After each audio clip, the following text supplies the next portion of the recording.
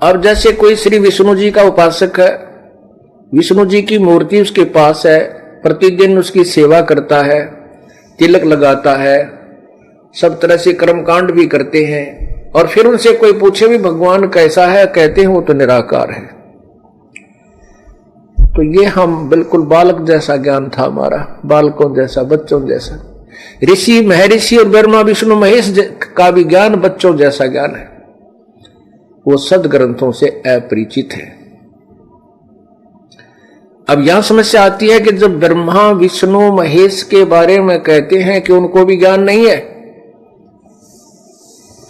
तो ये एक बहुत अभद्र सी बातें लगती है, अभद्र सी स्टेटमेंट लगती है किनको, जिन्होंने आज तक तत्वज्ञान कभी सुना ही नहीं और जिन्होंने अपने सदग्रंथों का भी ज्ञान नहीं। उसके लिए आपको थोड़ा सा सदग्रंथों का सहारा लेना पड़ेगा।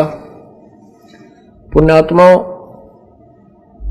ये एक ऐसी जटिल समस्या होगी कि भगवान को भगवान सिद्ध करने के लिए ना जाने कितने प्रमाण देने पड़ते हैं। लाल को लाल ही सिद्ध करने के लिए ढेर सारे प्रमाण देने पड़ते हैं, क्योंकि लाल को तो हमने किसी ने अनजानों ने कौड़ी बना रखा है और छोटे सिक्कों को लाल सिद्ध कर रखा है।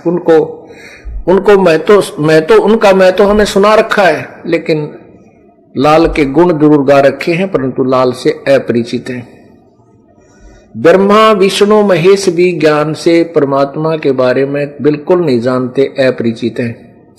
सबसे पहली बात तो ये ध्यान रखनी चाहिए, हमें याद रखना चाहिए कि हमने श्री ब्रह्मा जी, श्री विष्णु जी, श्री शिव जी का ज्ञान कहां से प्राप्त हुआ? पवित्र पुराणों से, क्योंकि इनसे अलग कोई शास्त्र नहीं जो इनकी जानकारी देते हो। उन्हीं पुराणों में क्या लिखा है वो हम अब स्वयं पढ़ेंगे, क्योंकि हम अब अक्षर ज्ञान युक्त हैं।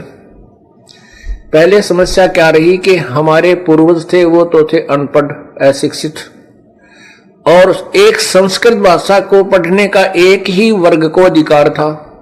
उनको एबीसी का ज्ञान था ही नहीं, क्योंकि ब्रह्मा को नहीं, विष्णु को नहीं, शिव जी को नहीं, तो अन्य देवता ब्राह्मणों को और गुरुओं को, संतों को, ऋषियों को कहां से हो सकता है?